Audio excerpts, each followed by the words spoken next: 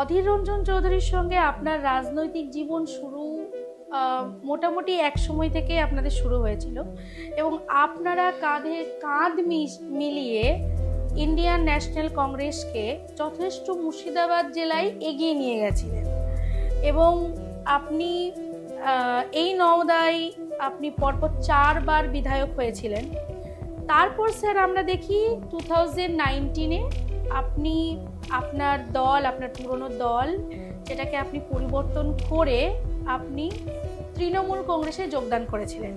তো স্যার আপনার কি কখনো মনে হয়েছে যে আপনি ইন্ডিয়ান ন্যাশনাল কংগ্রেসের সঙ্গে তথা অধীর রঞ্জন চৌধুরীর সঙ্গে কখনো বিশ্বাসঘাতকতা করেছেন, দলের সঙ্গে বিশ্বাসঘাতকতা করেছেন?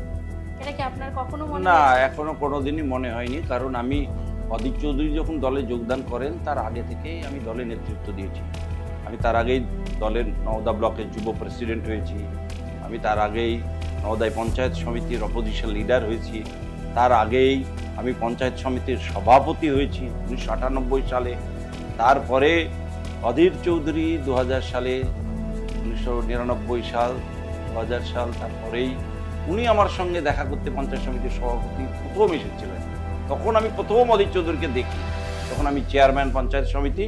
অধীর চৌধুরী আমতলায় আমার কার্যালয়, মানে সরকারি যে বিডিও অফিসে আমাকে দেখা করতে এসেছিলেন জুম্মার নামাজের দিন।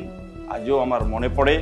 এবং অধীর চৌধুরীকে সঙ্গে করে নিয়ে এসেছিলেন একজন, তিনি আজকে বিধায়ক নিয়ামত সাহেব। আমি আর নিয়ামত সাহেব তখন অধীর চৌধুরীকে বসিয়ে রেখে নামাজ পড়তে গেলাম।